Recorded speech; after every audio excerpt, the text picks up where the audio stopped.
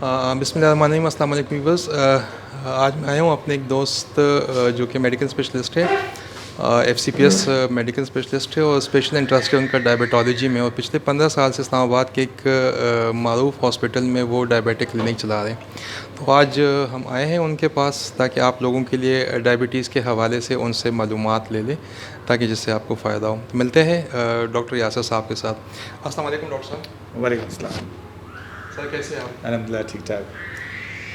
Sir ये बताइए कि बेसिकली डायबिटीज़ है क्या चीज़? देखें, डायबिटीज़ जिसको ज़ियाबीतस या उर्फ़ आम में शुगर कहा जाता है, ये एक जेनेटिक डिजीज़ है, मौरूसी बीमारी है जो कि फैमिलीज़ में रन करती है। और इसकी बेसिक वजह ये होती है कि हमारी बॉडी में एक हार्मोन होता है इंसुलिन। इस हार्मोन की या तो बॉडी में मुकम्मल कमी हो जाती है, या फिर इसका जहाँ पे ये अपना काम करती है वो काम करना जो है वो बेहतर नहीं कर पाती, जिसकी वजह से फिर ये डायबिटीज़ का मसला हो जाता है। तो सर ये बताइए कि डायबिटीज़ की टोटल कितनी किस्में हैं? देखिए अगर हम बहुत ब्रॉडली देखें तो डायबिटीज़ की दो इकसाम हैं। एक जो उम्र के पहले से में होती है, जैसे यंग पेशेंट्स को, जो टाइप 1 डायबिटीज़ कहलाती है, जिसमें इंसुलिन जो है मुकम्मल तौर पे बॉडी नहीं बना पाती। दूसरी जो होती है टाइप 2 डायबिटीज़ होती है, जो उम्र के दूसरे से में होती है, आमतौर से 30 साल के बाद। और इसमें जो है इंसुलिन जो बनती तो है, लेकिन वो अपना मौसर तौर पर अपना काम नहीं कर पाती, जिसकी वजह से शुगर लेवल्स बढ़ जाता है। अच्छा डॉक्टर साहब ये बताइए कि डायबिटीज़ मुकम्मल क्योर होती है या ये कंट्रोल होती है? देखिए, अभी तक जितनी भी जो साइंटिफिक डेटा आया है या रिसर्च हुई है, उसके मुताबिक डायबिटीज़ जो है वो कंट्रोल ही है। इसकी क्यूरेटिव ट्रीटमेंट अभी तक नहीं है। क्यूरेटिव ट्रीटमेंट ये होता है कि जैसे कि बीटा सेल्स जो होते हैं जहाँ से इंसुलिन प्रोड्यूस होती है वो ट्रांसप्लांट हो जाए, लेकिन पूरी दुनिया में अभी तक कोई कॉमन प्रोसीजर नहीं है और बहुत ज़्यादा कामयाब नहीं है। तो इस वक्त जो है डायबिटीज़ की जो है क्यूर जो है वो मुश्किल है, लेकिन बेहतर कंट्रोल किया जा सकता है। डॉक्टर साहब कुछ मरीज़ों के बारे में ये मसला होता है कि वो कहते हैं हमें टेबलेट्स दे दे या बाई चॉइस जो है इंसुलिन लगा दे, तो दोनों में से कौन सी बेस्ट ट्रीटमेंट है? इंसुलिन, क्योंकि कुछ लोग होते हैं कि इंसुलिन लगाए तो फिर सारी ज़िंदगी इंसुलिन लगानी पड़ेगी, जान नहीं छूटेगी और मसाइल बहुत ज़्यादा होते हैं, तो इसके बारे में थोड़ा सा आगाह कर लीजिएगा मुख्तसर सा। देखिए, अगर आप ये सवाल करते हैं दोनों में से क्या बेहतर है, तो देखिए इंसुलिन जो है वो दवाइयों से बेहतर है। इस पर सारे जो गाइडलाइंस है वो मुतफ़िक़ हैं, लेकिन प्रॉब्लम ये होती है कुछ बैरियर्स हैं जो फिजिशियन और पेशेंट्स दोनों की तरफ से होते हैं, जिसकी वजह से हमें मजबूरन जो है पहले पेशेंट्स को दवाइयों की तरफ लाना पड़ता है। और अगर शुगर बहुत इब्तदाई लेवल की है तो उसमें दवाइयाँ भी अच्छा काम कर जाती हैं। लेकिन ज़्यादा इंपॉर्टेंट बात यह है कि इस बात जो समझने की वो ये है कि डायबिटीज़ का इलाज सिर्फ इंसुलिन दवाइयों से नहीं बल्कि लाइफस्टाइल चेंजेस से है।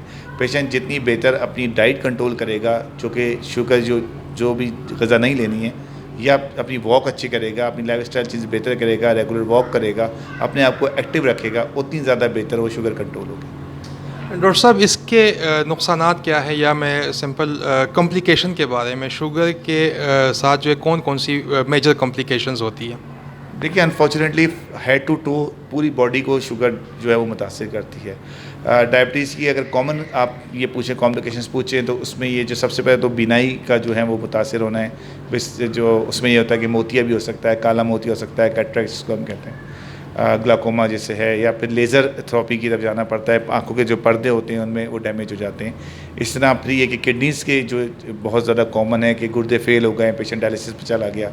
इस तरह हार्ट डिजीज़ जो है, हार्ट अटैक हो गया, फालिज हो गया, स्ट्रोक्स जिसको हम कहते हैं, ये वो बहुत ज़्यादा कॉमन है। जो है टाँगों के जो पैरों की बीमारियाँ, न्यूरोपैथी है जिसमें पाँव सून होना शुरू होते हैं, फिर या जलन होती है, फिर यही ज़ख़म बनता है, वो ज़ख़म ख़राब होता है, इवन एम्पुटेशन यानी टांग काटने तक की नौबत आ जाती है। तो ये सारी जो है वो शुगर की पेचीदगी है। अच्छा डॉक्टर साहब, इसकी इब्तदाई अलामात कौन सी है और कौन सी ऐसी अलामात हो जाए तो उसके बाद आपको डॉक्टर के पास जाना लाजमी है?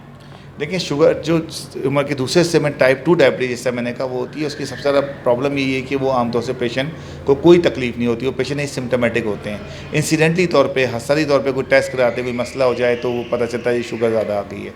लेकिन कुछ पेशेंट ऐसे भी होते हैं जिनमें के कुछ अलामात भी आती हैं, जैसे कि हल्का सूखना है, रात को पेशाब के लिए उठना, बार बार पेशाब आना है, इसके अलावा हाथ पाँव सुन्न होना, पैरों में जलन होना, कुछ मैदे की प्रॉब्लम्स होना, इवन गैस ज़्यादा हो जाना, ये सारी भी जो है वो जो सेक्शुअली तौर पे इनएक्टिव होना भी बहुत ज़्यादा जो है शुगर की कॉमन प्रेजेंटेशन हो सकती है।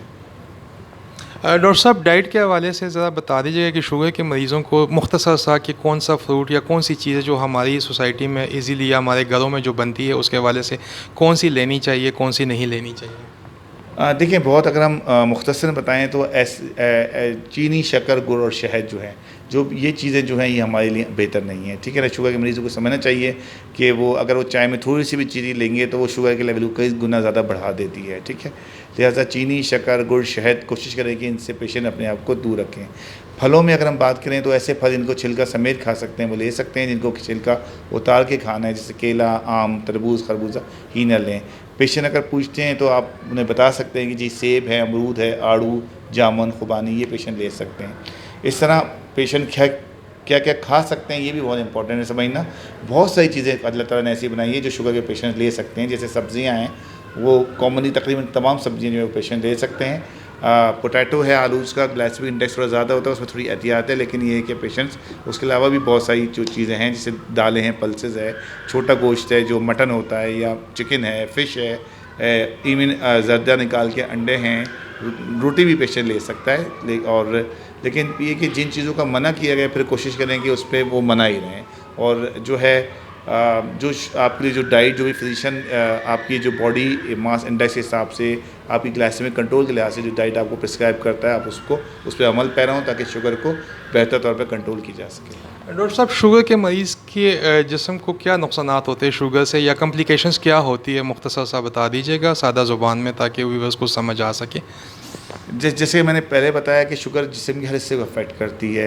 हार्ट डिजीज़ हैं, स्ट्रोक्स हैं, फालिज है, बीनाई का मसला है, गुर्दों का फेल हो जाना है, पैरों का कटना है, पैरों में ज़ख़म होना, ज़ख़म सड़ना, जिस्म के मुख्तलिफ स्किन के मुख्तलिफ हिस्सों में इन्फेक्शन हो जाना, ये सारे जो हैं वो शुगर की कॉम्प्लिकेशंस हैं। और अगर इन चीज़ों से बचना है तो लाइफस्टाइल चेंजेस और दवाई और ख़ुराक की पाबंदी जो है वो बहुत इंपॉर्टेंट है। डॉक्टर साहब, आखिर में शुगर के मरीज़ों के लिए कोई आप ख़ास स्पेशल एडवाइस देना चाहें? देखें, एक चीज़ समझने की ये है कि शुगर का जो रफ्तार है वो बहुत तेज़ी से बढ़ रही है। किसी ज़माने में कहते थे कि ये शुगर अमीरों की बीमारी है, और लेकिन अब जो ज़्यादा लो सोशो इकनॉमिक कंट्रीज़ हैं उनमें शुगर ज़्यादा तेज़ी से बढ़ रही है। पाकिस्तान इस वक्त चौथे नंबर पे है, जो कि बहुत जल्दी यूएसए को क्रॉस करके पूरी दुनिया में तीसरे नंबर पे आ जाएगा, जहाँ पे शुगर के मरीज़ों की तादाद जो है सबसे ज़्यादा है। लिहाजा शुगर की अगर मुझसे कोई पूछता है कि शुगर का, ये बात डॉक्टरों के लिए भी मैसेज है कि शुगर का इलाज कोई एक लफ्ज़ में बताएं तो उसका जवाब है एजुकेट। पेशेंट को आप जितना बेहतर एजुकेट करेंगे उतनी ज़्यादा उनकी शुगर बेहतर होगी। पेशेंट्स को इस चीज़ को ये समझना होगा कि ऐसी खुराक जो कि अल्लाह ना करे उस वक्त खानी पड़े जब पेशेंट बेड पे आ जाए, तो क्यों ना उस वक्त स्टार्ट कर दे वो परहेज़ जब वो हेल्दी हो। तो जितनी जल्दी दवाइयों की पाबंदी और लाइफस्टाइल चेंजेस होंगी उतना बेहतर हम कॉम्प्लिकेशंस को दूर कर सकते हैं। तो ये चीज़ अंडरस्टैंड करना बहुत ज़रूरी है। जैसा कहते हैं कि सेहत के लिए डॉक्टर के पास जाना चाहिए। पाकिस्तान में और इस थर्ड वर्ल्ड कंट्रीज़ में इलाज के लिए लोग जाते हैं, जब कॉम्प्लिकेशंस होती है तो डॉक्टर के पास जाते हैं। अगर सेहत जो है वो चीज़ होती है जब आप नॉर्मल होते हैं और डॉक्टर के पास जाते हैं, उससे एडवाइस लेते हैं कि मेरा लाइफस्टाइल ऐसा होना चाहिए। Thank you very much doctor साहब फॉर योर टाइम। उम्मीद है व्यूअर्स आप लोगों ने भी इस्तेफ़ादा किया होगा। आइंदा भी डॉक्टर साहब के साथ इंशाल्लाह सेशन लेते रहेंगे। Thank you very much.